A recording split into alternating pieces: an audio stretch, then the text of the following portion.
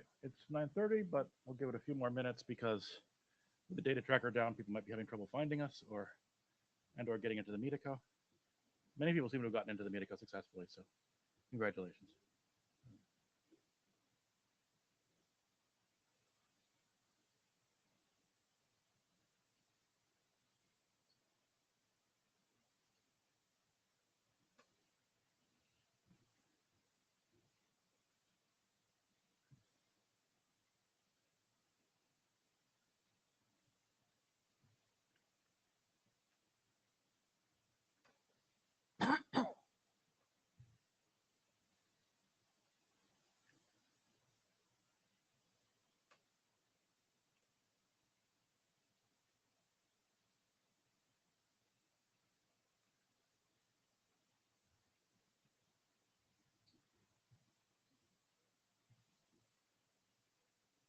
Oh, let's see the data tracker's back up. Excellent.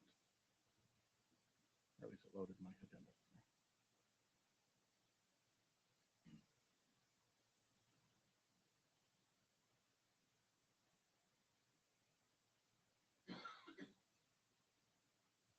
Good morning.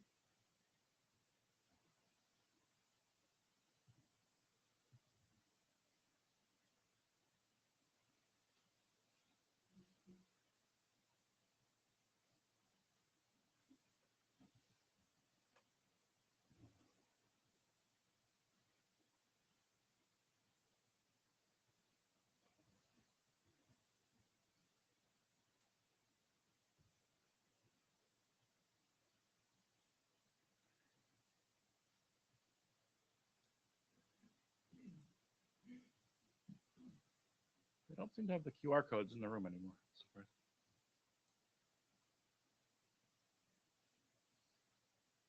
Maybe just we don't have enough screens in here. Anyway, I guess we can get started. Um, Welcome to AVTCORE. I'm Jonathan Lennox. I am here in person. Bernardo Boba is remotely at wee hours of the morning for him. Oh, I'll be closer to the mic. Can you? Is it on? Okay. Okay. Great. Uh, if you're here in person, please make sure to sign into the Metaco. Um, the QR code does not seem to be. Oh, there is a QR code. Oh, it's on the mic. Okay, great.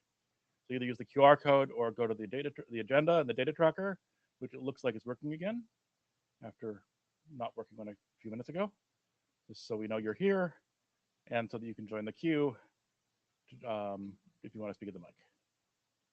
Um, if you're remote, please keep your audio and video off unless you're talking to the session.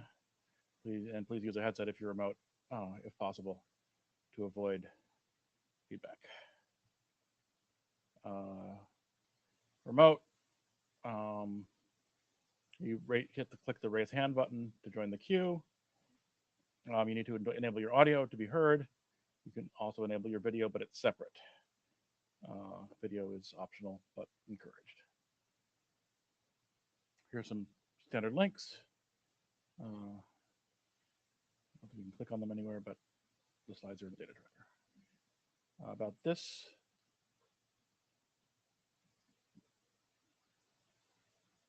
you can walk through. No, that's fine. This one, we have Magnus as a note taker. Thank you, Magnus. I will keep an eye on the chat in case anybody has anything to say. And if you need anything relayed and you can't speak at your mic for whatever reason, just type it there and I will say it in the room.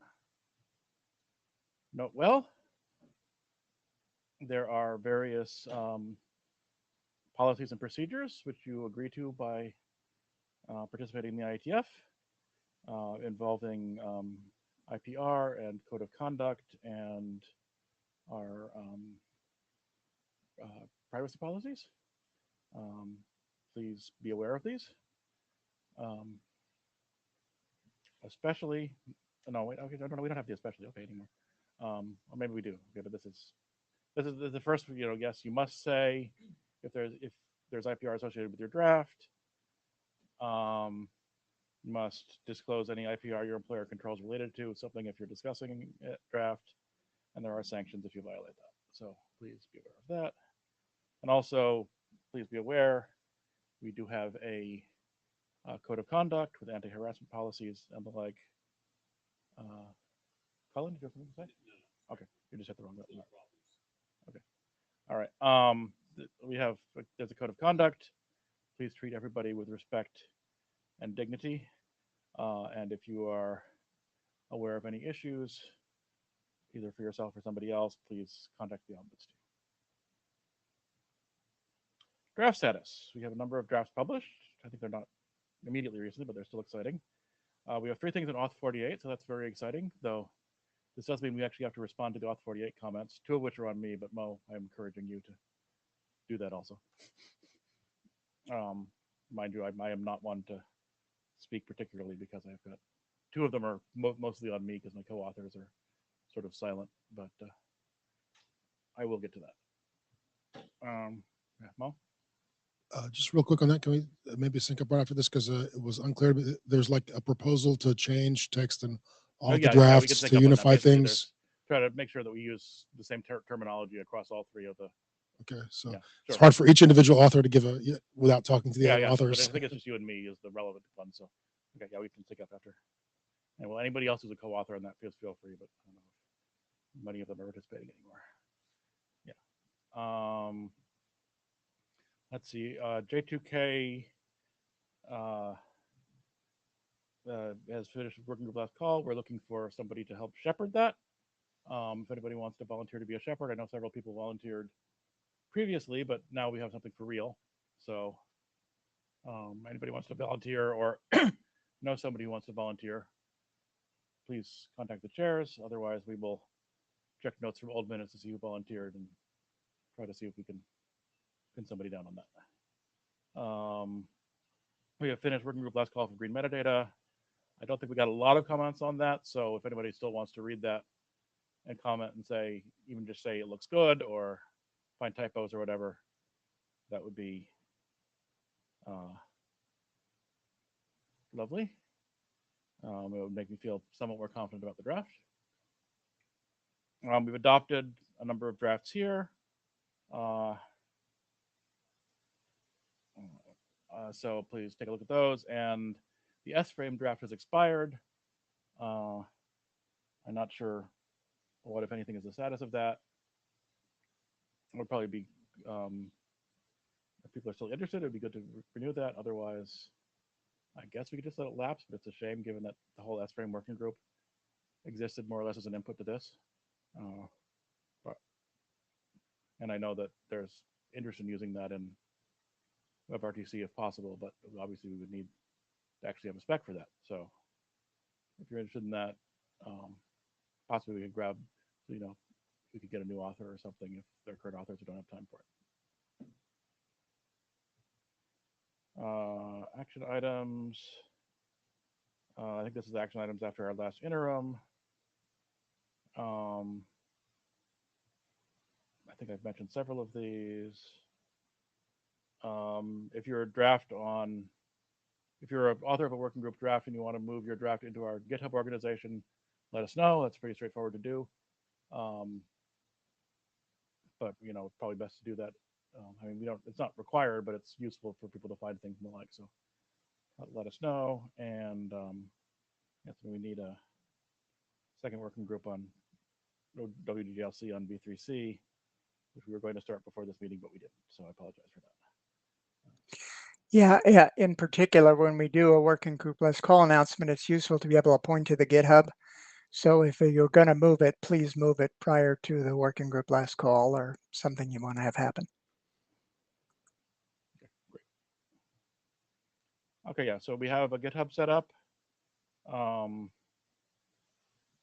We have moved 3 drafts. We have several more that we could move.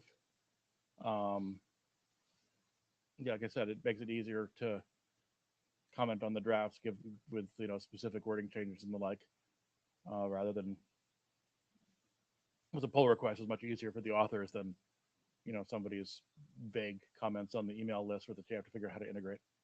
And also then we can add it to the there's a weekly activity on the GitHub email summary that goes to the working group, which we can add to that with a pull request against Mark Nottingham's repository that runs that. And here's our agenda for today. Anybody has any comments on that? Otherwise, we can get started. All right. Bernard. Okay, thank you. Next slide. So essentially, we're going to talk about one issue today, which is issue 27, which is how the SDP negotiation works for HEVC. This, if you've looked at the Chrome bug tracker, you'll note that this is a big subject of discussion. And also, we've got an SDP demo page just trying to confirm that the negotiation works and the media flows, and been having all kinds of issues with that. But you can look at the demo page. It's fairly simple JavaScript and SDP to get it going. So we're going to talk about this and what 77098 says and so forth. Next slide.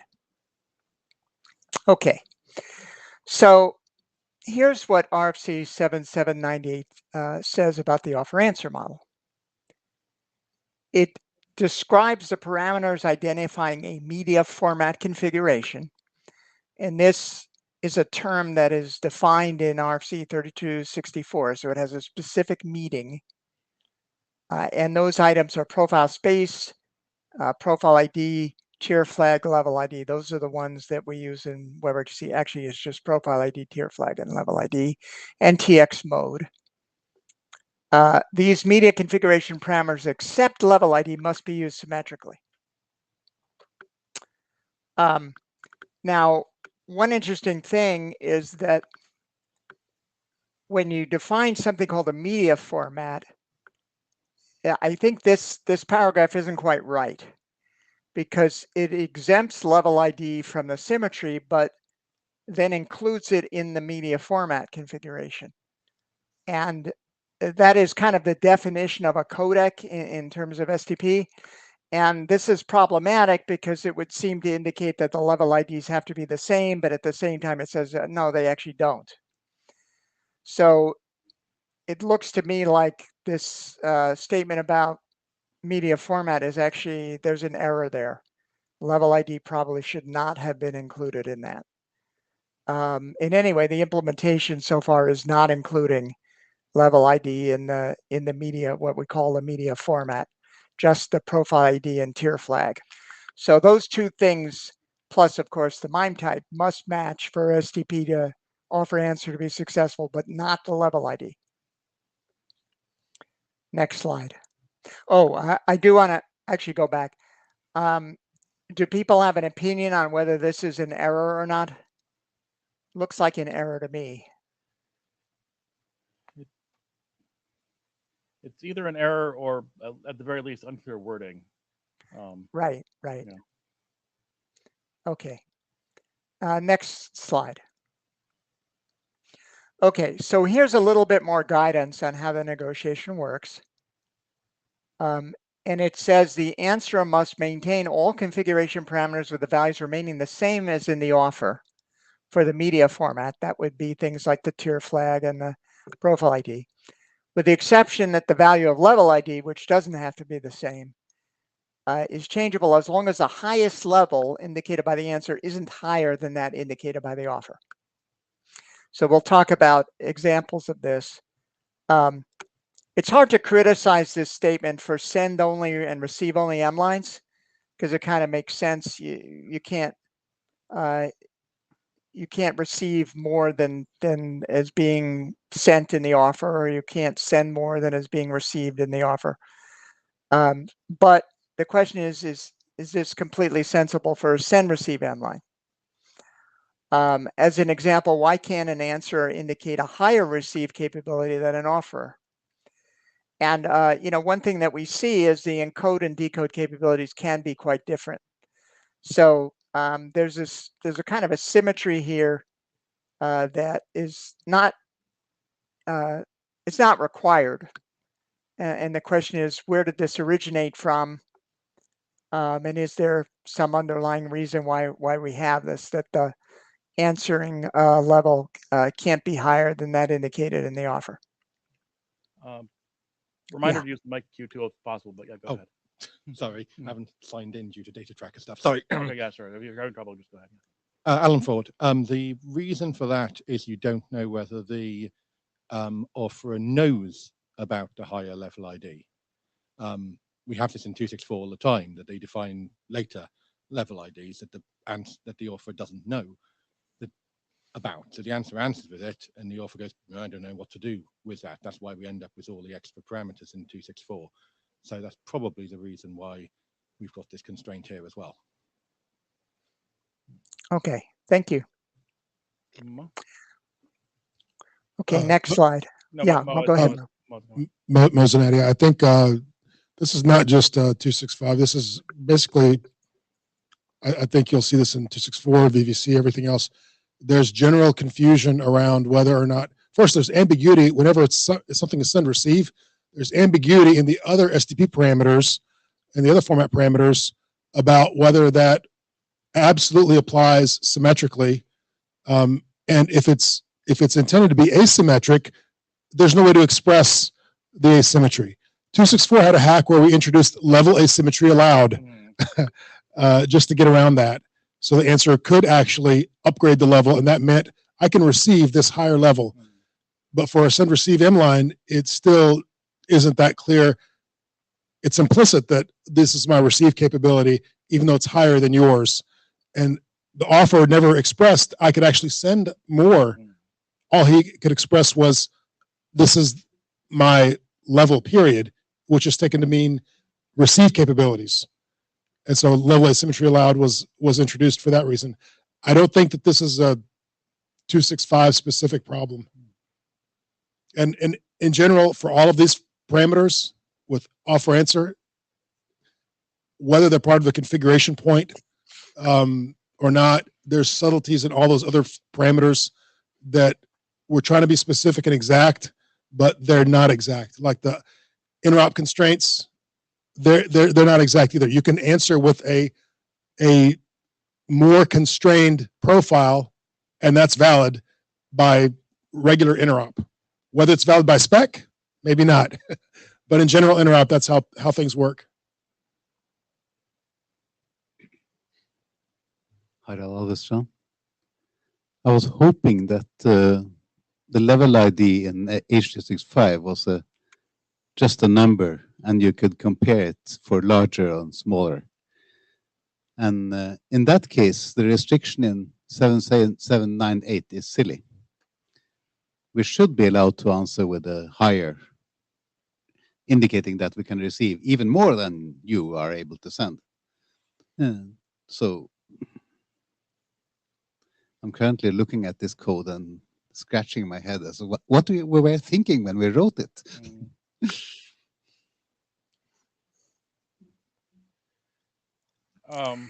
So yeah, go ahead, Bernard.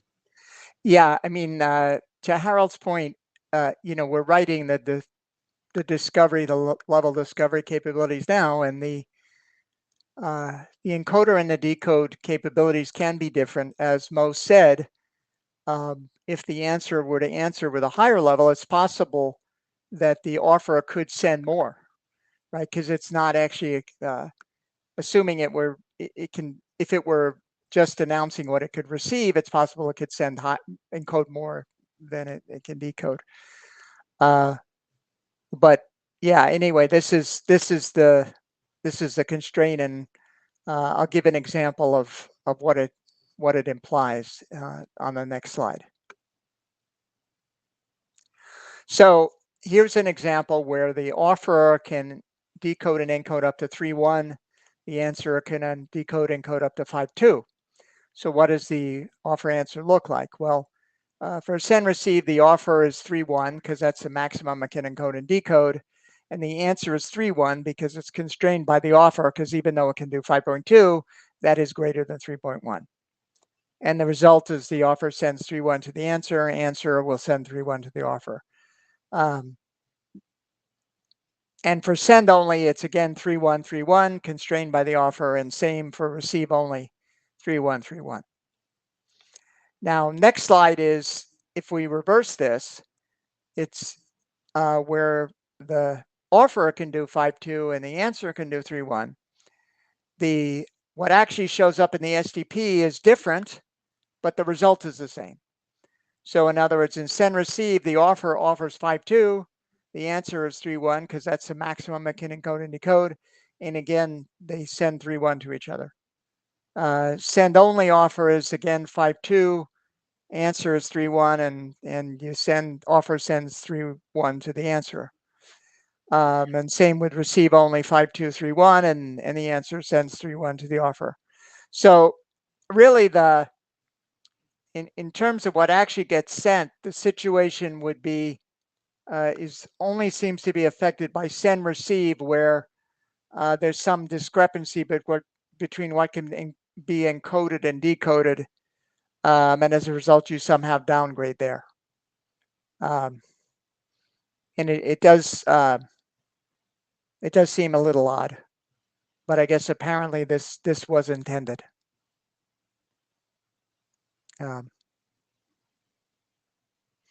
So next slide.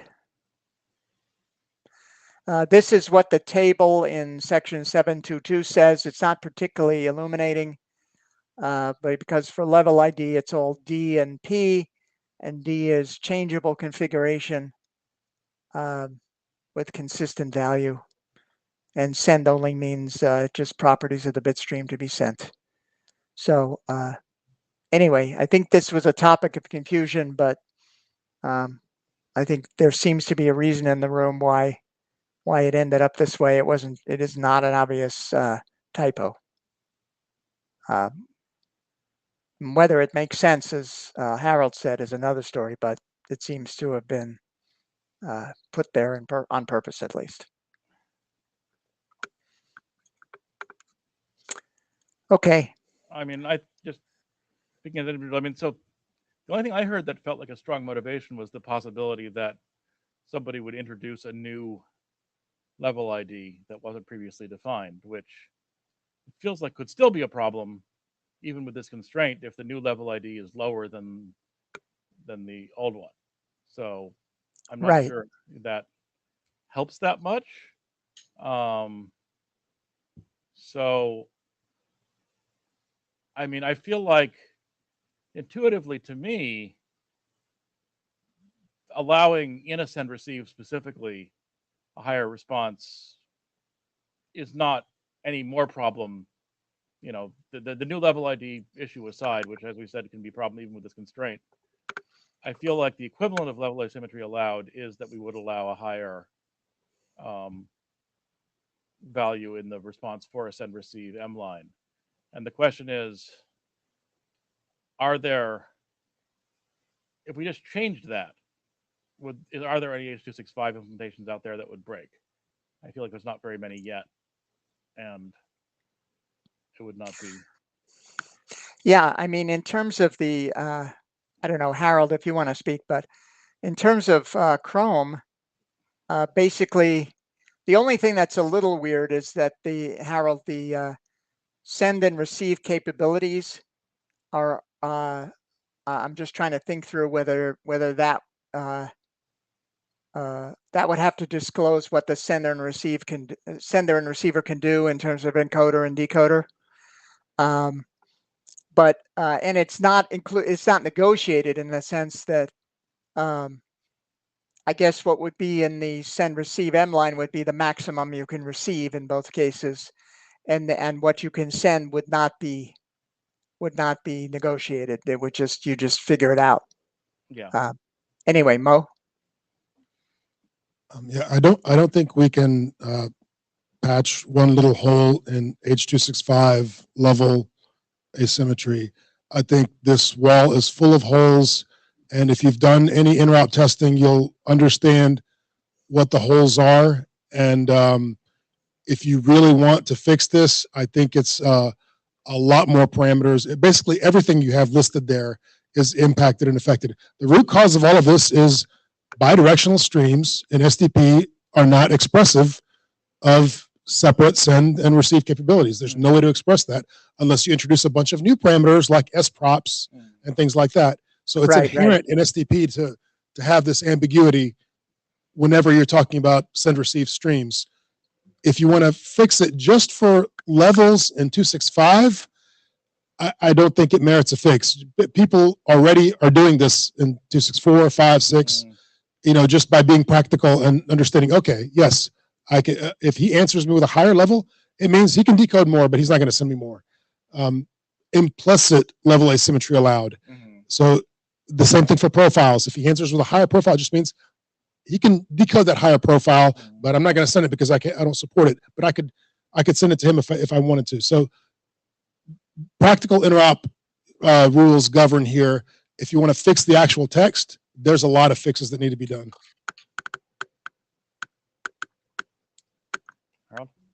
Just quickly, the receiver does not need to know what the sender can send. The sender gets to choose and has to choose based on what the receiver can receive. But the sender doesn't need to tell. There's no need to put sender capabilities into the SDP.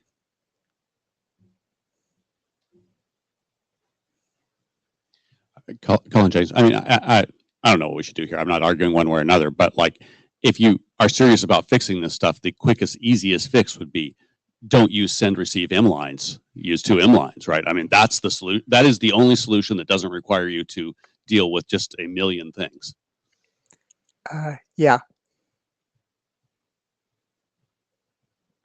Yeah, and clearly if you're in WebRTC only, that's doable. If you need to interoperate with or something that doesn't do bundle, Fair enough, yes. And I mean, like, also, I mean, you said there's not many things that ship 265 yet, but I mean, no, it's an old codec at this point. It's not even a new codec. There's a lot of stuff that ships it. So there's, all the usual backwards compatibility things, but I don't know. I mean, but anything you do is going to run into the same problem. It's not going to work with all the stuff that's already shipped. So.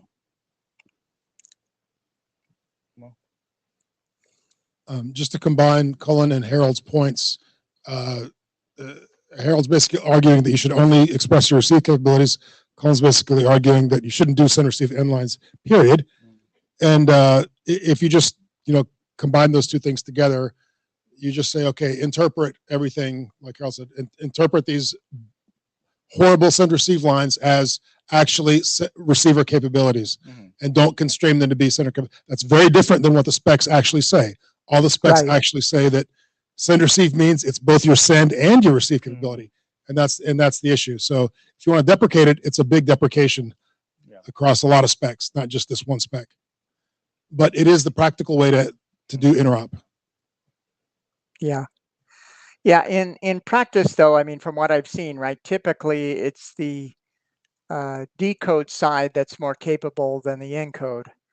So I'm not sure how much of the time this will result in a suboptimal negotiation, but I guess it can happen. But anyway, thank you for your opinion on this. I think we understand what we're up against. So I think that's it for me. All right. So do you know what you're going to do for your next revision of this draft? Yeah, I'm going to quote from 7798 in all its glory. Maybe you also have a warning saying, for send receive, this might not do what you want, so don't do that. Well, I'll talk it over with Harold. Okay. All right. All right. So Mattis for RTP real quick. Yeah. Hello. Oh, is this on? Is there a switch?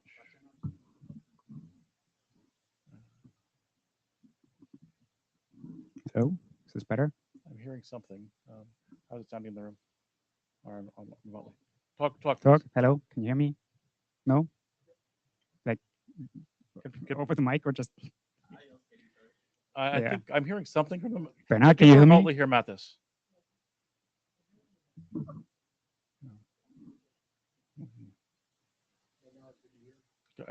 Bernard or anybody, can you hear remote? Yeah, I can hear him. Okay, Okay, good, good, great. good. Okay, good. Go ahead then. Cool. Then, yeah, next slide, please. Yeah, so in Vancouver and in the last interim, we discussed this RTCP issue and the pull request we had for that. We merged the pull request, or actually we merged 2 pull requests regarding this and added considerations for sending RTCP over streams and datagrams. We recommend to include IP, UDP, and quick header size estimations, as we discussed in the last interim meeting. We also added an example calculation for how to do this in an appendix, but it says very clearly, like, this is an example. It's not exact because it's hard to do exactly because of the variable header sizes, and also because it's not clear that every RTP packet has the same header overhead, because you can have, for example, multiple datagrams or multiple RTP packets in datagrams in the same quick packet, and then they kind of share the overhead. And it also doesn't include calculations for retransmissions, for example, if you use streams. So this is very, like, it's an example that should be helpful, but it always depends on the case. And then we also added some considerations about queuing for RTCP packets, especially if you use streams and the quick congestion controller. It may happen that you send RTCP packets and set timestamps in there, but the packet is actually not sent when you think it's sent because it's queued in the quick stack, and then it will be sent later. And we added a hint for APIs. If you have a quick stack that allows you to send packets at, or like that gives you a callback when you can just send the packet, you could use such an API to avoid this queuing, because the quick stack will tell you now you can send it, and then you can generate the RTCP packet at that moment. Yeah, we merged this, and it's in the latest version of the draft. If you haven't read the pull request before, then yeah, please review the latest version. I think that's the only major change in the last version. Next slide. Then we also did some more interrupt tests. Sam helped us to resolve this reset stream issue that we had in the last interim meeting. There was the problem between our implementation and BBC's implementation that BBC's implementation was resetting streams all the time and then never using fin bits. And if we receive in our implementation the reset stream, even though we might have gotten most of the data, we couldn't read it because the quick stack was directly dropping everything because it got the reset stream. So now we're using fin, and in that case it works.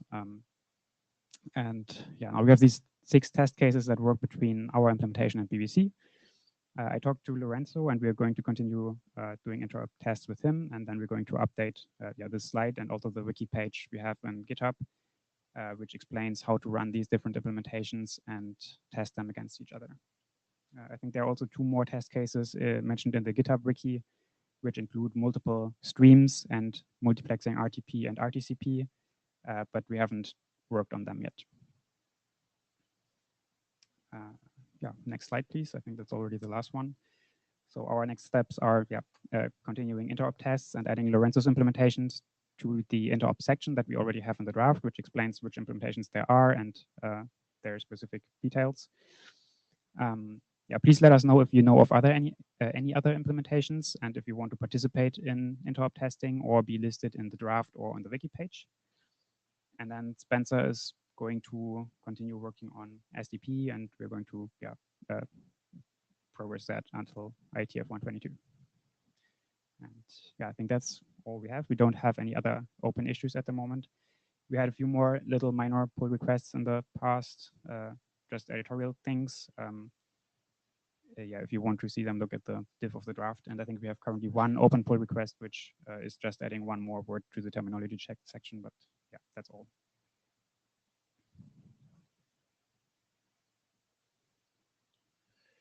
All right, so your idea is to do more interrupt tests to make sure that you have everything correct before moving forward. Yeah, that makes sense. Other than that, we don't have anything else to do at the moment, I think. Would be nice if people read the draft and review the draft and give feedback in GitHub or on the mailing list. All right, yes, I encourage that. Please review this draft, and certainly if you have implementation or thoughts of doing an implementation, talk to them. And even if you look at it and say, this is too hard to implement, I'm not going to do implementation, let us know why. All right. Okay. Thanks. All right. Next up, we have VDMC.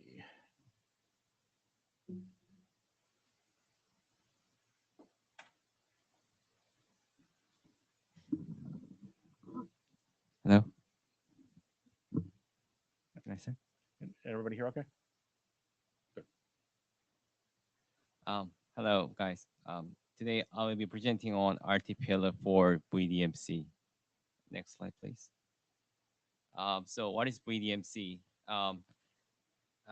We have a lot of application based on 3D data, like such as XR, metaverse, and the medical imaging and gaming. So as technology advances, as a technology advance, the codec was developed for the usability of the 3D data more increased. And as a pointable implementations, there are two ways for representing the 3D data. So one is point cloud, other is the meshes. And um, uh, initially, codec was developed for only static 3D object, but as um, as movement was more considered, um, the dynamic codec for dynamic movement emerged. So in case of the PCC, the technology for VPCC has been introduced, while in the meshes, the VDMC has been emerged. Next slide, please. So in the MPEG, MPEG is standardizing the VDMC specification, which is at the IS stage. It means that it almost close to the standard, and um, this process began in June 2022 and expected to be finalized around the 2025. And in addition, this specification extend the V3C specification, which means some parameter are structure also reused in VDMC. Next slide, please. So this is the overall architecture of the VDMC. It is comprised of 4 bit stream. The first one is Atlas bit stream, which deliver Atlas data in V3C. And the next one is base mesh. Base mesh is one of the key components of the VDMC. It includes basic structure of the meshes. The next one is displacement component. Displacement component provide displacement vector that should be provided to meshes to obtain detailed meshes. The last one is attribute. Attribute is almost same as attribute data in V3Cs. So among the 4-bit stream, Atlas and attribute use 2D video codec, which means they use RTP payload already designed for 2D video codecs. On the other hand, base mesh and displacement need RTP payload to be designed because they use the mesh codecs. Next slide, please. So in this draft, we define 2 RTP payload. One is for base mesh, the other is for displacement. Next slide, please. So this is an example of the RTP payload format for base mesh. We define RTP payload header and a single null unit. Most of the structure is almost same as the other 2D video codec, but we just mapped some parameter based on the VDMC specifications. Next slide, please. This is also example of the RTP payload format for displacement. That structure also very similar to the base meshes. Next slide, please. And we also define new subtype for base mesh and displacement. This is one of the example of this. So we defined MPGBM for as a subtype for base mesh, and we also define new optional parameter based on the VDMC specifications. Next slide, please. This is also example of the SDP.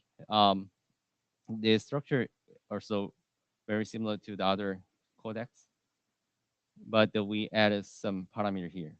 Next slide, please.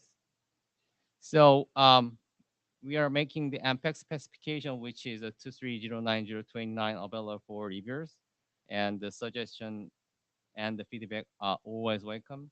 And we are looking for the people interested in reviewing or participating in the draft. Thank you. Any questions? Yeah, so John Flenix as an individual. So I guess this would use similar mechanisms as V3C is for associating the 2D streams with the other the new 3D representation streams.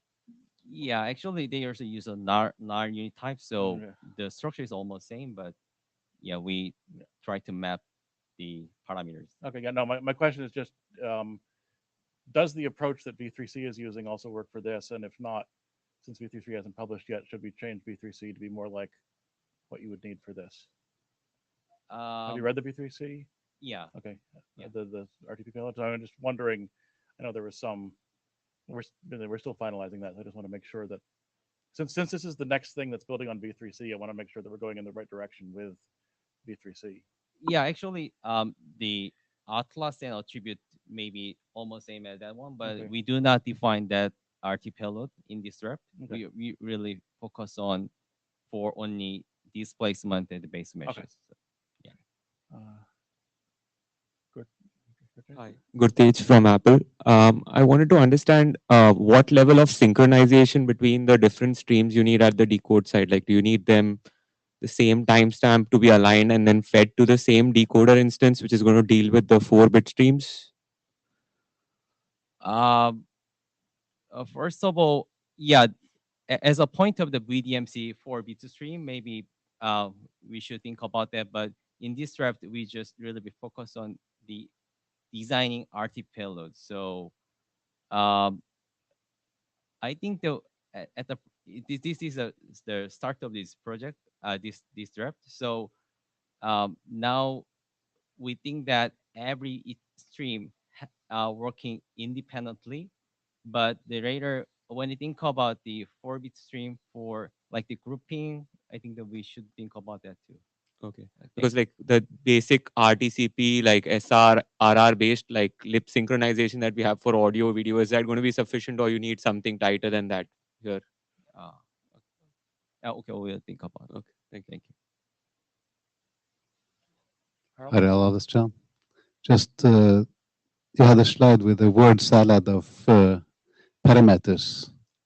Have you defined exactly what the rules are for negotiating on those parameters? And if not, can you delete them? Could you really be collaborating? No. If you send a parameter in an SDP, Yeah. does that mean that is that configuration info for the decoder, or is it some parameters that you wish to have reflected so that you know that the decoder is capable of this, or is it something else? We assume that the decoder should know this parameter, but because we choose some parameter based on the VDMC specification for the configuration of this codec. So yeah, I mean, I guess that's just to clarify, it's the issues that we were discussing in the previous presentation of sometimes it's unclear whether this means what the sender can do or what the receiver wants to receive, yeah, and how you in an offer answer how those respond. So you need to be very clear about that. And also, if there's any, I mean, this is a lot of parameters. If there's any of them you could do without safely, it's probably easier for everybody if you fewer parameters is better than more unless you really do expect needing them. I got it. Yeah. So we have the typical example of Opus, where we have the stereo parameters, where we have the sender can tell you that you're likely to receive. It's likely to send stereo. The receiver can tell you that it would like to receive stereo, but none of this matters at all to the bit stream. All bit streams can be decoded, and if you send stereo, then it should pop up at the other end of stereo, no matter what you have negotiated. So the whole parameter is pointless and shouldn't have been there in the first place. Anything you can delete from a parameter set makes life simpler. Okay, thank you. So we will reconsider some parameters. We really need it. Yeah, so to paraphrase what Harold's saying is don't force things to be fixed. Allow the encoders and decoders to run free with all of the capabilities that they have, and not even need to express them. If you just have a rule, decoders must accept everything. Decoders are not allowed to subset and lock down and constrain. Then encoders are free to do whatever they want, and you minimize all the signaling. And for the previous discussion about what are send and what's receive, the SPROPs are clearly send-only parameters, but all the other ones are vague of whether they're receive-only parameters or send-receive symmetric parameters. And I think a general guideline for all new formats is to say, if something doesn't explicitly say it's an SPROP, it's not a send parameter, then we interpret it as a receive parameter. And it's not required to be symmetric, even on a send-receive line. I think that's a better general direction for all the new formats. And on the question about decode order, I thought you had a field in there that said Don. Is that not decode order? We are so added done here in the draft. Maybe you can check it out, that information in the draft. Okay. I assume that the decode order number was how you specify the order that you're going to feed the decoder. So if there's multiple streams, Yeah, I mean, I Yeah. guess the Dons will be interleaved across those streams and in the right order to, so you don't use timestamps, you use the Dons to feed the decode order. Yeah, last time we also when we discuss about the BCC draft, we also have that issue, so we also think about that. Thank you. all right. Yeah, thank you. Thank you. Harold? What? No. You're up. Okay. Okay, so let's check everyone can hear me, right? Absolute capture timestamp RTP header extension. Next.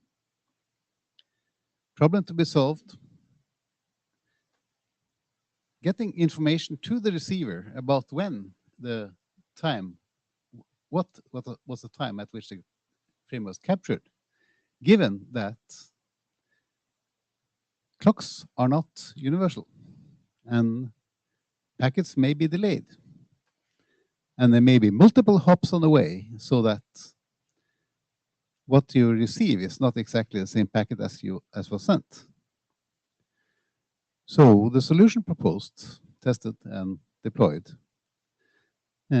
is suggested is absolute capture timestamp. You put up a timestamp and you provide enough information to know, referring to your own clock,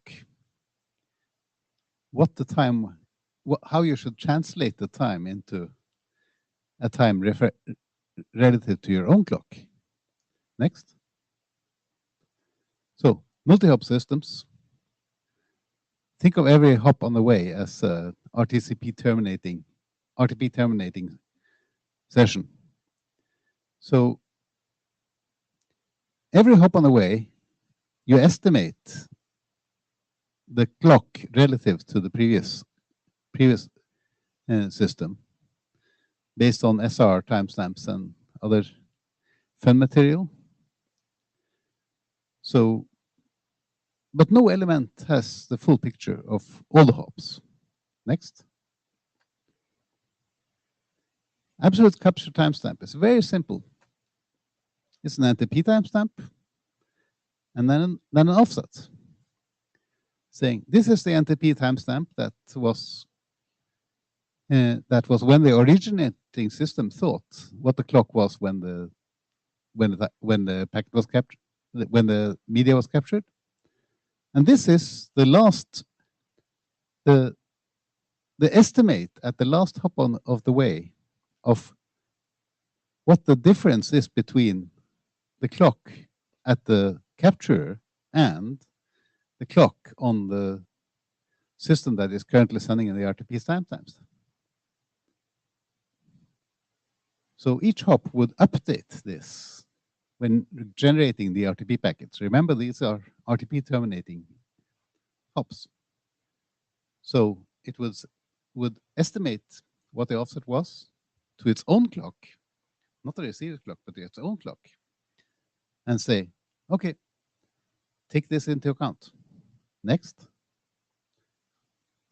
So it's been used for AV sync. It's been used for statistics and end-to-end delay.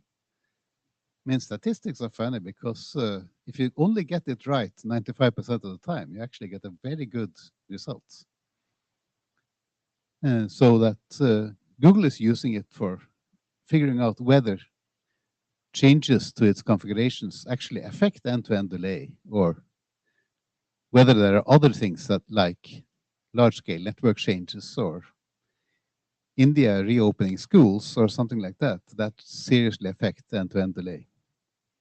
And multiple source synchronization, where you have multiple mics in the same room, or you need to have multiple displays driven to the same time, that's possible to do. Next. So we have had a few issues raised. Thank you, Jonathan. I mean, we need to mention like what will happen in the year when the clock wraps around. I don't know if I got the number right. 2036. Yeah.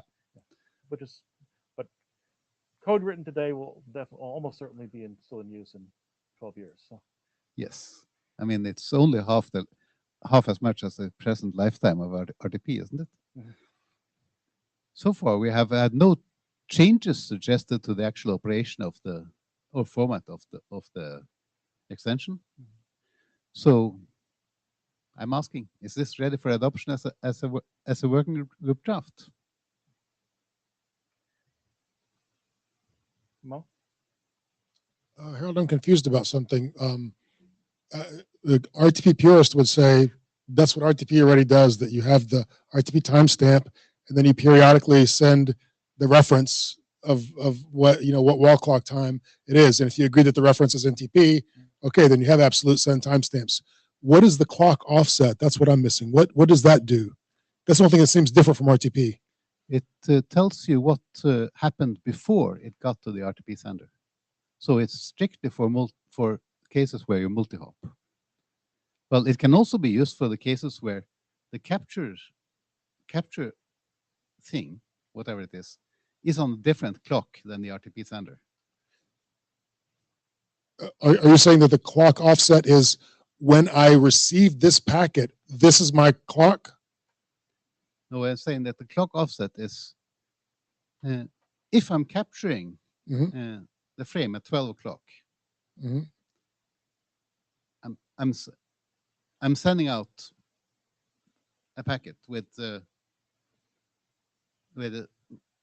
if I'm capturing the packet at 12 o'clock on my time, I'm sending it out with a 0 offset because I'm on the right time, right? The next system has the clock 1 hour off. It believes that it's 1 o'clock when the sender believes it's 12 o'clock. And then it will put in, when it transmits that frame to the next hop, it will say, but here's the timestamp, and by the way, I believe that this is 1 hour off from my clock. And the receiver, next hop, will know from RTP what the offset is between his clock and that clock. So let's say his clock was 2 o'clock when it was captured. And then he will say, okay, here's 1 hour. The middle system is 1 hour wrong. So I'll add another hour to the offset. And the offset tells me that there was already an error of 1 hour. So I know that the sender system was 2 hours, or the capture system was 2 hours off from our clock.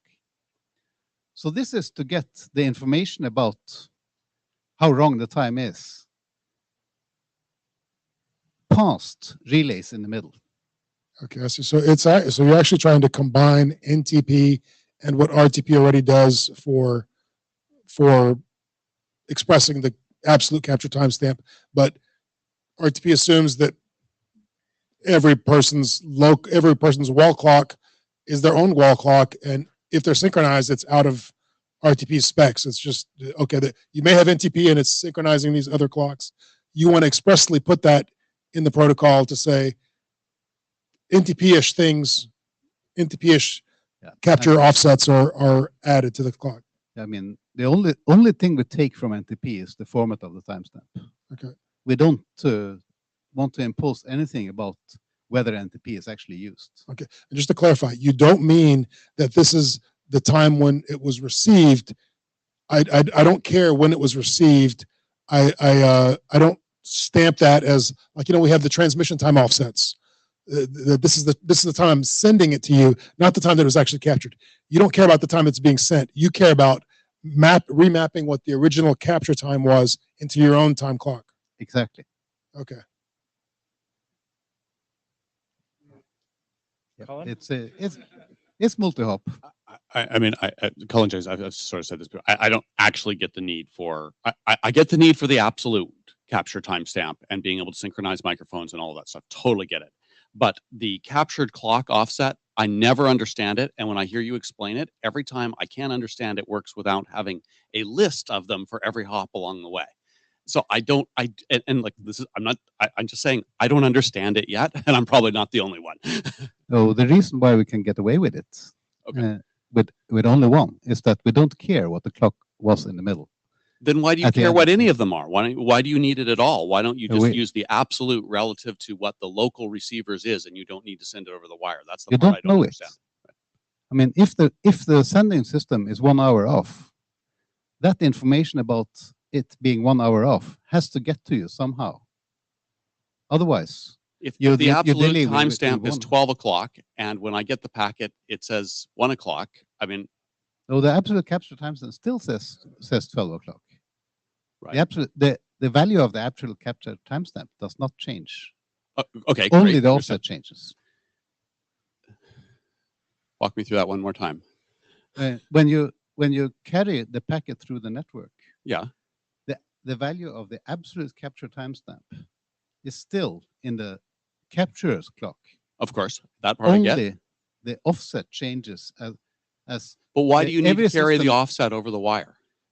because it's telling the next hop what happened before it got to the previous hop. And why does anyone care about that? Like, it's useless information.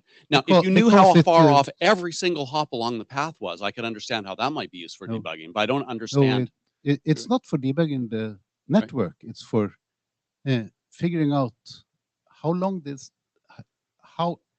how long is the delay, total delay, from the time the capture happened and the time that we were able to display the media. So every hop can only compute the part from between the RTP sender and the RTP receiver. But we want to know the total delay. hmm So in order for that to happen, the middle system must tell the end system what happened before the middle system got the packet. Okay, so let's walk through. Look, if chairs think this is a useful discussion, No, no, I can take this I- offline. I'm fine with No, that. no, Okay. and I don't care. Like, we have time, yeah, and I okay. think this is So one of the let's just take it. Let's take it just to help. I'm just trying to drag us towards an explanation. Everyone gets. Let's say we got 2 middle hops and we have 100 milliseconds latency on every hop, and one of the middle hops is its clock is out by an hour, right? So I get the absolute time was captured at 12 o'clock at time 0, let's say, right? And so the first relay is going to put in, okay, so the absolute time's 0 across every one of these packets that flows. It doesn't get changed. I get that. That makes total sense. And that's the part that seems really useful. I want to get that into a draft. Like I see the value of that. But then, so the first one is going to put a clock offset of 1 hour plus 100 milliseconds. It's actually going to only put in 1 hour. Only put in 1 hour. It's not telling you what the delay was because that's And how did it compute that 1 hour? from the RTCP exchange between the first system and that system. But that doesn't, that's not a guarantee of time. Like, how does it compute that? And measure the look at the timestamp from the sender report. But if my upward network speed is 10 milliseconds and my downward network speed is 90 milliseconds, that's going to be out, right? We're both agreeing on the same thing here. That's going to be off by 50 milliseconds or whatever. That's going to be off. Okay. So within that error region. Yeah. Right. But okay, so I put in that this seems to be an hour off. And then so we've got an offset of an hour, and then the next hop computes what it thinks the clock offset is from the previous hop, from the previous step. Right. And if the clock is not wrong on that system, it will say, okay, the previous guy has a 1 hour offset. So then it will subtract that and get back to 0 offset. Okay. Saying that the capture system and the second hop agree on what the clock was. So we're off to 0, and then we get to the last hop that receives it, and let's say its time is the same as the other thing, and we'll be at the 0 offset again. So we'll have an absolute time and a 0 offset. So yeah. I mean, if the goal of the whole shebang is that if the capture clock and the end system clock are in sync, the offset will be 0. If they're not in sync, then the offset will be non-zero. Okay, so I think I fundamentally understand why I don't really get this value of this. This is trying to use the RTP to compute the time, the RTCP to compute the time deltas between each one of the hops. But that will inherently be far less accurate than using NTP to compute this. So I think that we should just throw out completely this capture clock offset, because I think it gives us a time that's worse than the time we already have. So I guess I don't really see the value in that, but I certainly get the value in the original absolute capture timestamp, particularly when we're having terminating RTP sessions across the thing. That said, I don't have a strong, I mean, I don't get the need for estimated capture clock offset, but I also don't, it's not like it causes harm, right? It's like some bits you can ignore if you don't want to use them, like if you think you have more accurate time.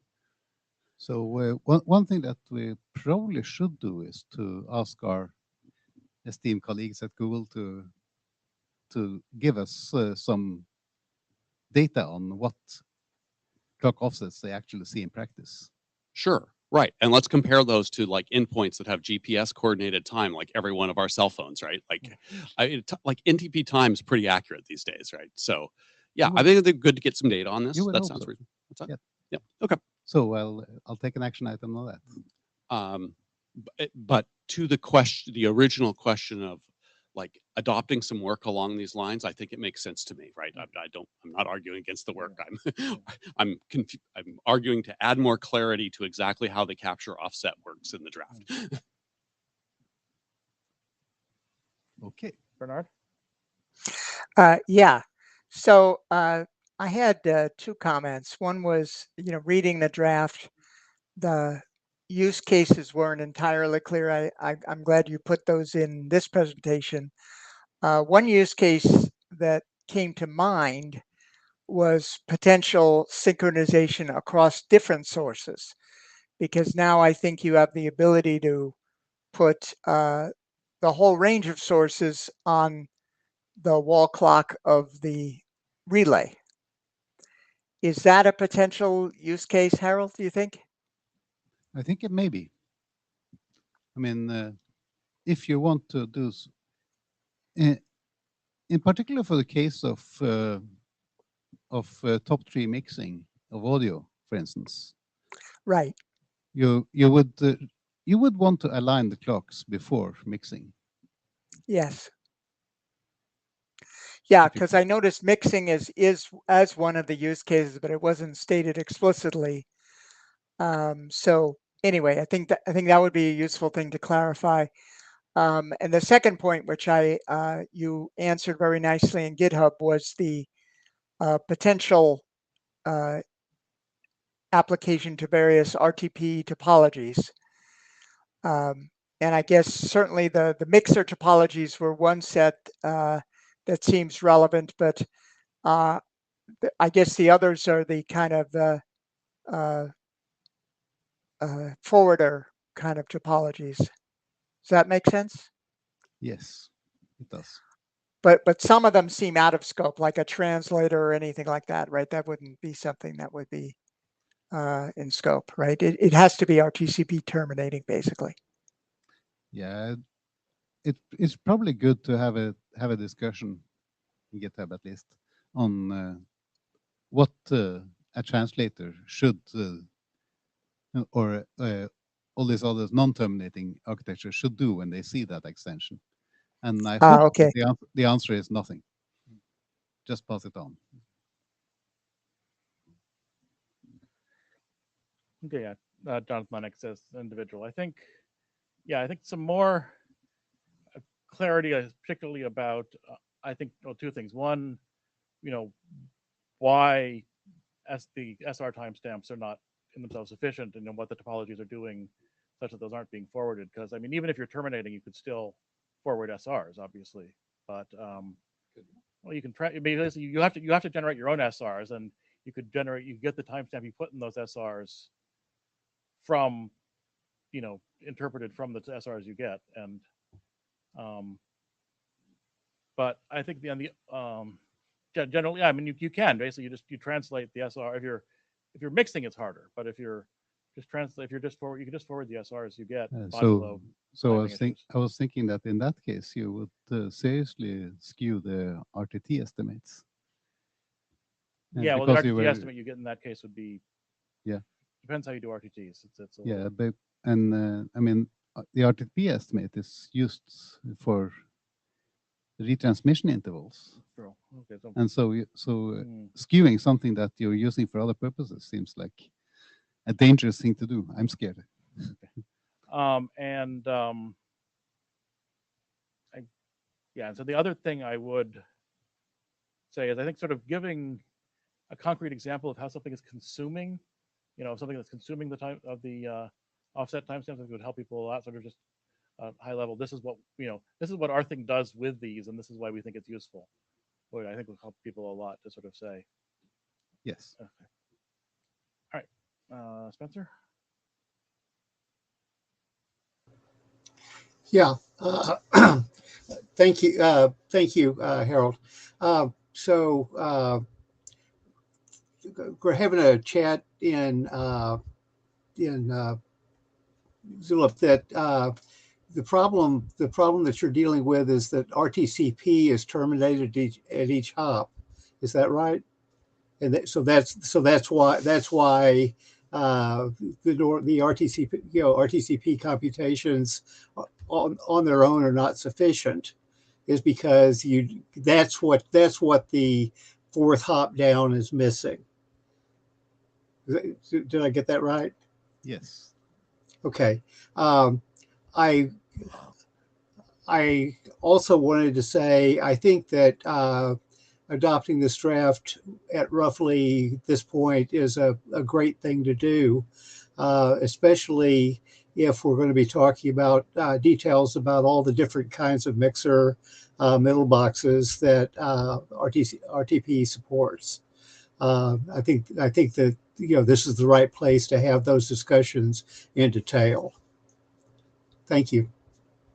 Thank you. Magnus?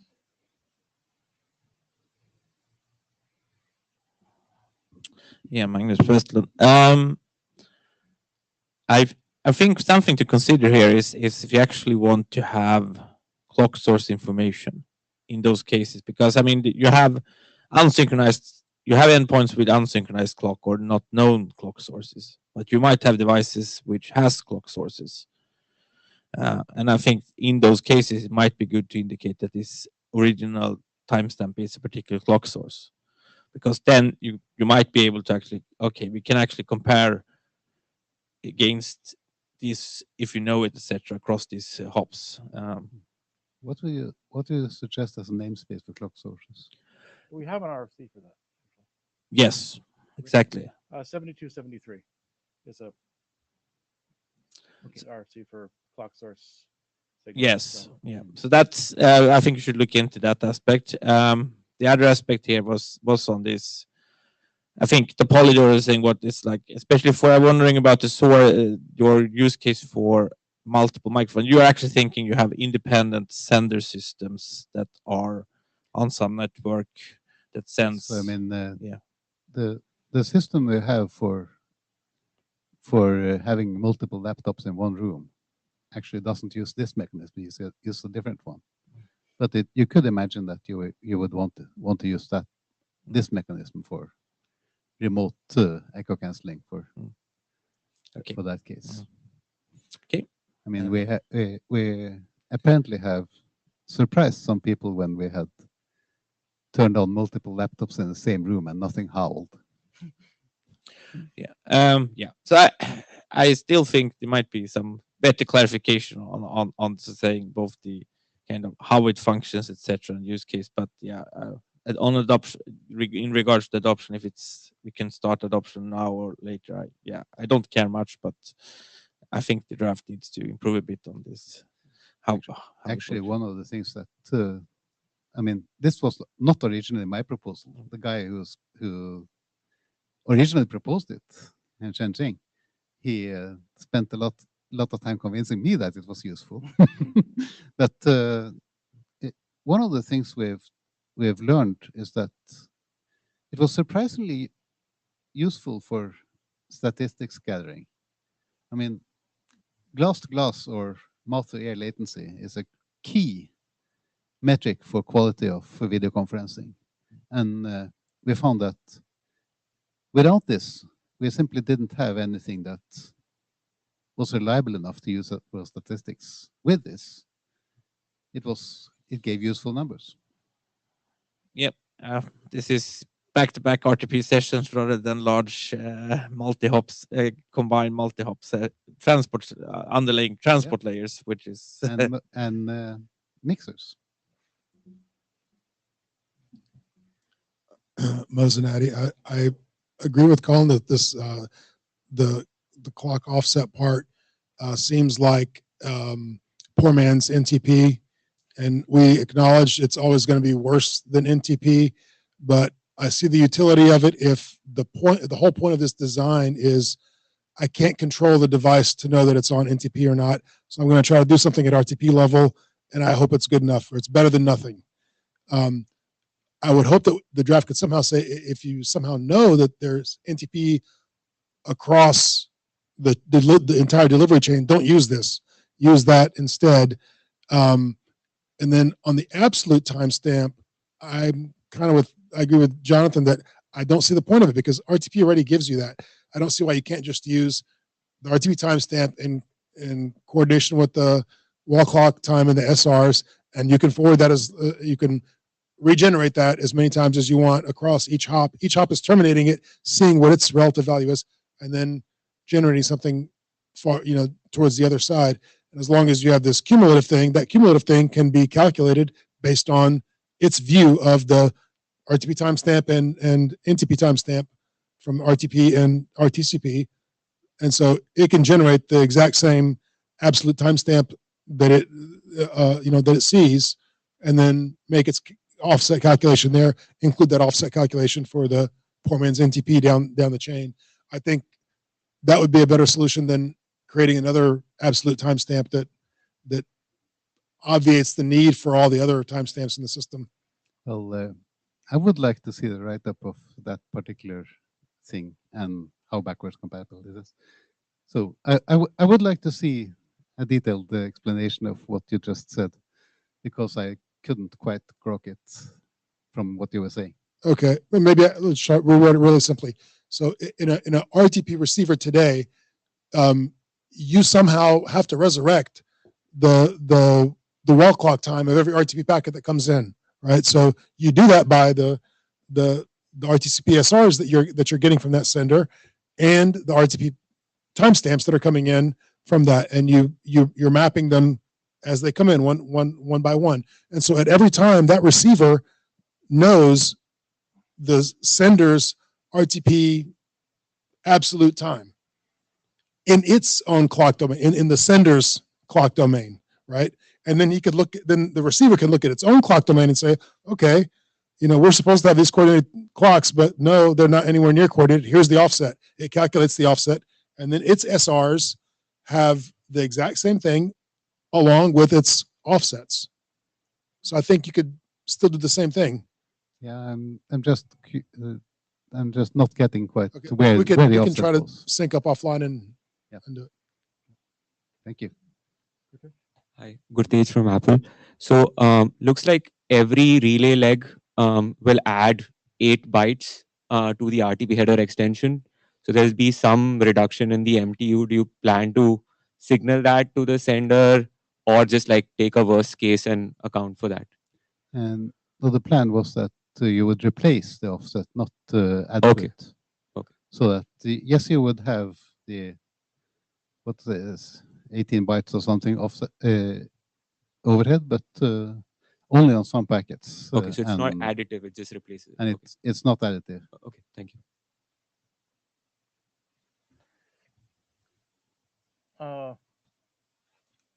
All right. So, I mean, it seems like there have been a number of comments, mostly about clarifying why you want it. So I'd suggest you do another draft revision, and then we'll look at adopting. Does that seem? Okay. So Well, Bernard, do you so- agree? one thing that would be helpful is I think I filed the only issue in GitHub. Would be if people would also file the issues, so Harold would actually know what they were in a kind of written form. Yeah, and then we can discuss and clarify in writing rather than at the mic where it's always confusing. So yeah, everybody who had comments, please do comment on Harold's GitHub repo. and if it's adopted, we'll transfer the whole repo into the working group, so that the questions, comments, and bugs open bugs will remain with the draft. Great. Okay, so I guess for the notes, we have an action item to start a call for adoption. I would say, question, do we want to do another draft revision before the adoption? Because I think Harold had some comments on things already. So Yep, I think I will. If you take an action item on sending out the last call, a call for adoption on version 1, then I'll get that in. Okay, Get that submitted as soon as I'm able to do the edits. sounds good. Okay. All right, great. And finally, this is me. I'm going to drive it from here just because I'm going to talk from here just because I'm also driving the slides. And I don't want to have to worry about transferring the slides to Bernard while I present. But I am speaking entirely as an individual here. And in fact, this is something that is not in charter for this working group, but it's just kind of related, and no other working groups that are talking about this are actually meeting here. So this isn't the issue specifically with DTLS SRTP as the motivation, but really applies to anything that's negotiating TLS or DTLS in SDP. But I think DTLS SRTP is the main use case. So I guess also DTLS as forwarding SCTP for data channels. But basically the issue here is that when we do this, we use self-signed certificates. And self-signed certificates, the signature on a self-signed certificate doesn't tell you anything. It's useless.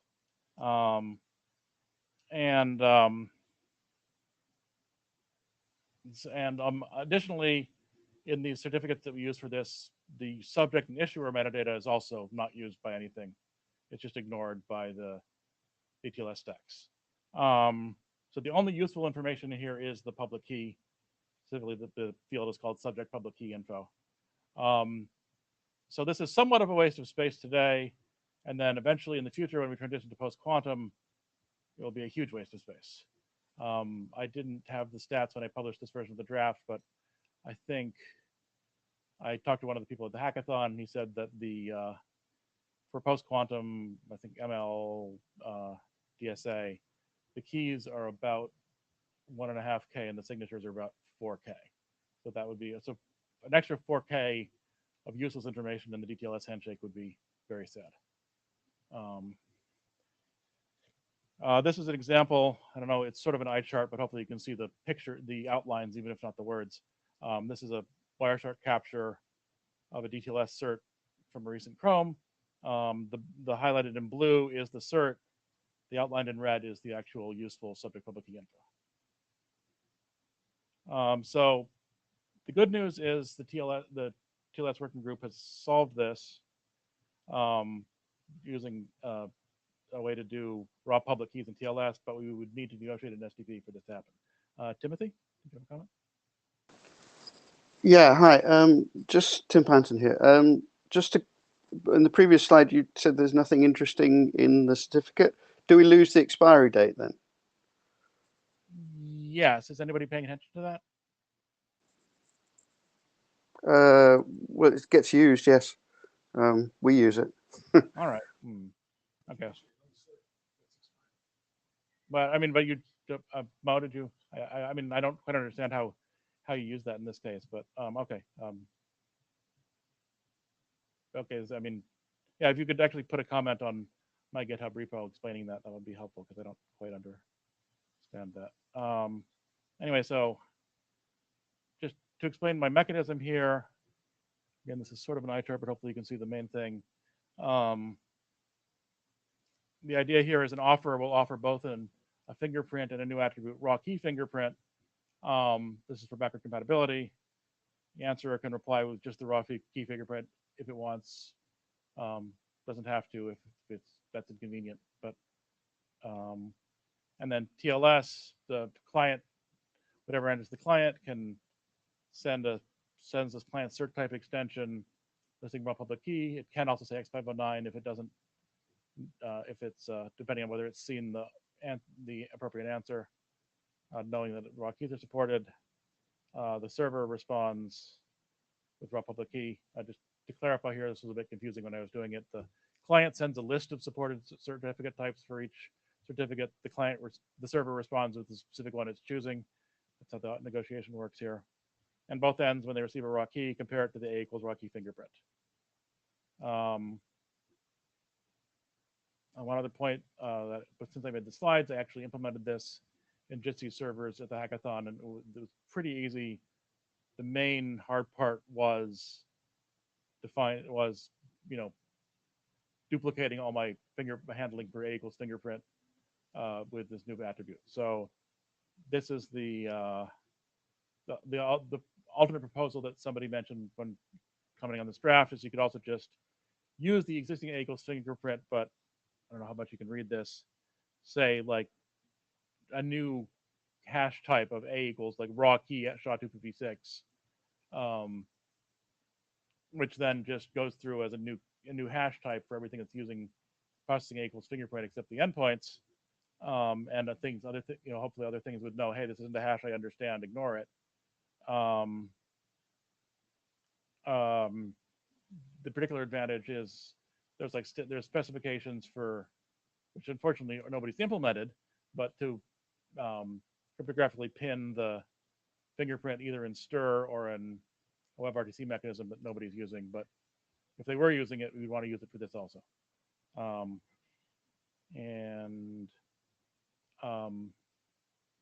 The other question is where to do this. The natural home would have been music because that's what defined the fingerprints, but that's being closed down. So Timothy again.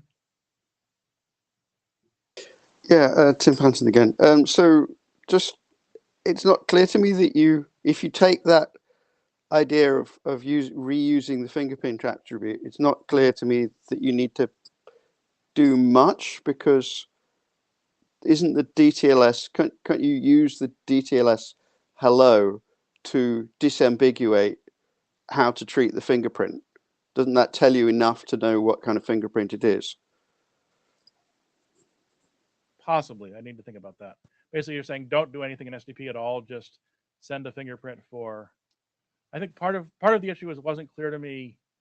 I think the original fingerprint draft was not terribly clear on the fact that you could have two fingerprints with the same hash, depending on what certificate you would send, and it's not clear to me how many things to implement that properly. Right. Yeah. Again, I'll pick this up on the GitHub. It's probably Great. better done there. Yeah. Colin Chang. I think I lean towards having the separate thing. I'll explain why in a second. Mm. But the original fingerprint, my understanding and quick reread of the draft looked like it's clear. I mean, you can have multiple fingerprints, but they're for the same certificate. This is fundamentally a different certificate if you're Yeah. setting both. So I don't think it's exactly the same as the multiple hashes on Yeah. the original fingerprint. I Yeah, think I this is think a bit different. The revised fingerprint draft clarified you could have multiple hashes in multiple fingerprints with the same Right. hash for different fingerprints. The idea being like you don't know what server's actually going to be answering this, but that was not clear in the first draft, and many things did not implement it that way. Yeah. Yeah. So what I was going to say is Mhm. that how. I mean, that from the crypto point of view, Mhm. all seems fine. You could blur these things together or Yeah. not. But from the user interface point of view, of the application's going to display something about the identity of the user at the far end, it's almost certainly going to have to deal with these differently. So it being able to understand from the user interface point of view what was happening at the SDP level might be a good thing. I think Eileen, anything that's going to have to support this needs significant changes. I'd rather be very explicit that this is a different thing instead of just mushing it into the same field. I think it'll just work out easier and more reliable than trying to mush it into the same field. So I'd say separate field would be my only input, and that's whatever. So the other thing I did want to raise, which I don't have a slide for because I discovered this again at the hackathon and wrote my slides before I left home. I possibly could have updated them, but I didn't. Is that there is a proposal coming in the LAMPS working group to have the null signature, which basically means sort of the idea is specifically to replace things that use a self-signed cert, uselessly. So you just put a null signature on an X509 certificate, and it means, and so it doesn't take up any space. If you ever try to validate a signature, it specifically says this is not a valid signature for any purposes. But if you're not validating signatures, which obviously you aren't for self-signed, it would work. So which I think would give you something that's actually an X509 certificate, just not one where you can validate the signature, which you're not. So that might be easier here and might be more compatible, but we need to see where that's going in LAMPS, and we need to see what existing things do if it gets a signature type it doesn't know about. So that might be an alternative to think about, but which I'm going to pause doing anything with this until I see how LAMPS responds to that.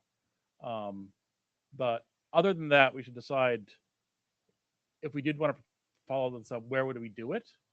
And the answer is I don't know.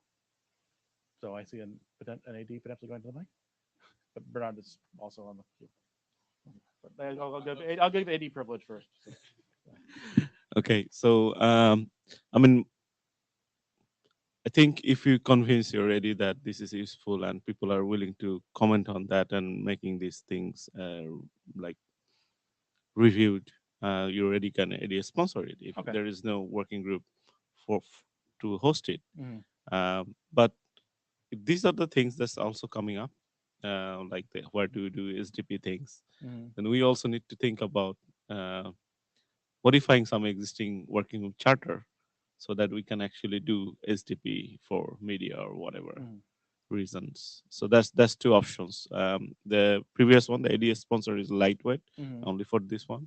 The next one is for us all community to think about like how to handle this SDP extensions or like new SDP attribute that's related to perhaps media. Okay. So maybe something to put on AVTCORE recharter. I think we also talked about, okay, AVTCORE should be very strict on implementation, interoperability. So something for the chairs and the community to think about. Yeah, and I guess the question would be: does SDP modifications fall more naturally towards AVTCORE or towards? I mean, I guess sort of is it wit or is it art? Because SIP is. I mean that's the as I said, like that's a community decision. Yeah. I think we need to talk about. We ADs need to also talk about like how to handle this if this is popping up. Because as you said, it could be part of art, or maybe we don't want to close M music and just keep it semi alive. So yeah, I mean this is something that we discussed a bit within our ADs. Like, okay, whereas if if all dispatch or something just throws something, where does it go? Okay. As I said, like this is, we have two things, particularly this one, as I said, Mhm. I'm willing to AD sponsor it if Mhm. I'm get convinced like Yeah. this is good thing and Yeah. people can Mhm. comment on that. But the overall general thing, I think that need more broader discussions. Bernard, you're next in queue. Yeah. So my comment is that we're just beginning to see work now on post-quantum support in WebRTC like DTLS 1.3. Mhm. So I think this discussion is quite relevant to that. Mhm. Because they're looking at the post-quantum cipher suites to support, and if there are changes in types of search that they need to support, that would need to be filtered into that set of requirements for post-quantum.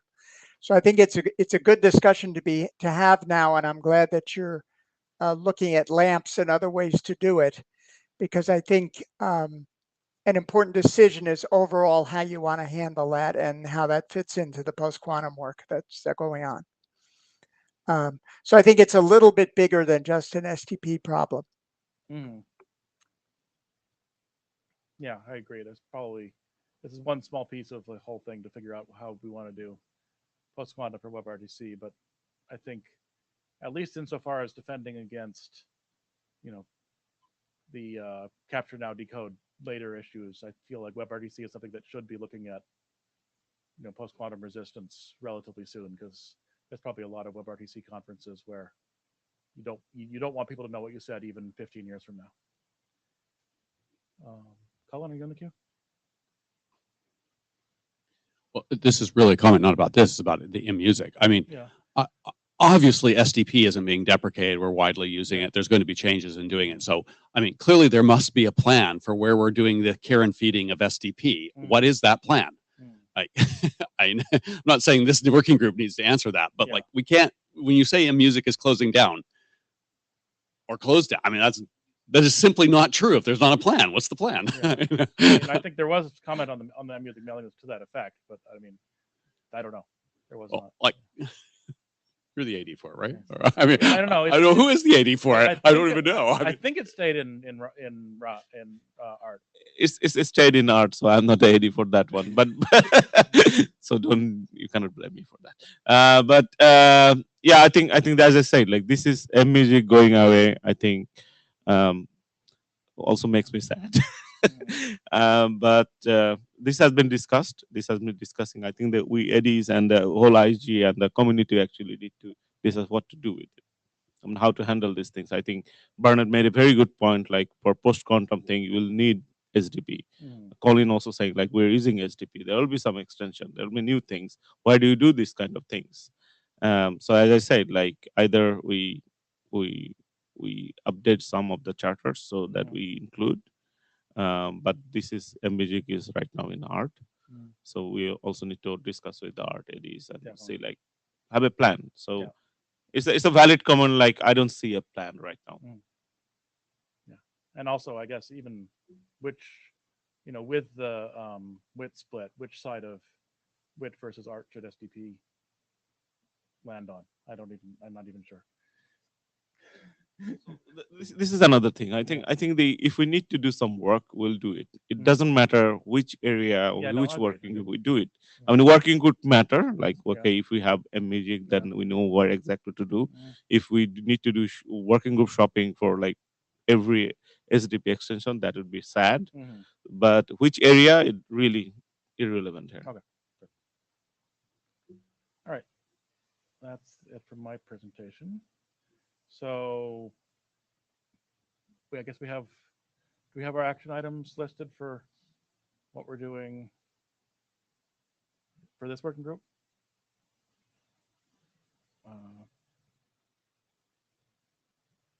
Bernard?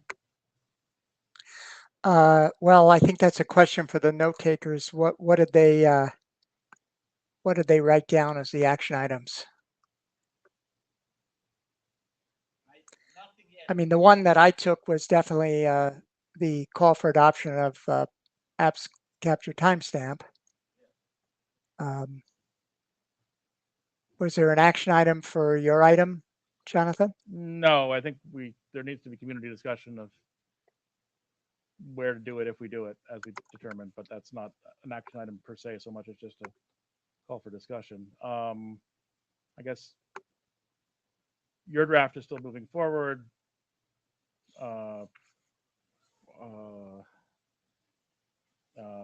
The RTP over quick is still moving forward. They're doing interop testing. Apps after time, we're going to do a call for adoption after the next rev. And I think the what was it? Well, The there was a technical- request for a working group, let's call on B3C, but you raised the issue of the relationship between all the B3C drafts, Yeah, basically, we want to make which sure I that think is a good one. yeah, we want to make sure that like the B3C stuff is sufficient for what VDMC is going to be using. So we want to make sure that the people who know VDMC are, insofar as they're different people, are reviewing the V3C draft and making sure that they think it will be sufficient for what VDMC will need. Because we don't want to have two entirely different mechanisms. All right, and so I think that is then it. Thanks to everybody. We will see you on the list and in other working groups here. And everybody have a good day and or good luck staying up for the rest of the session if you're in North America. Thank you. Yep.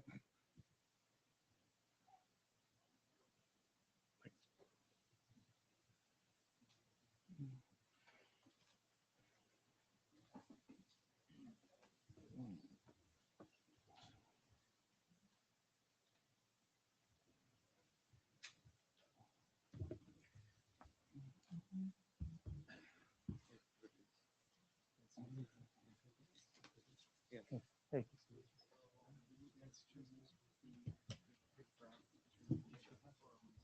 Sure. Yeah, we want to actually transfer the repo, not just fork it. Definitely.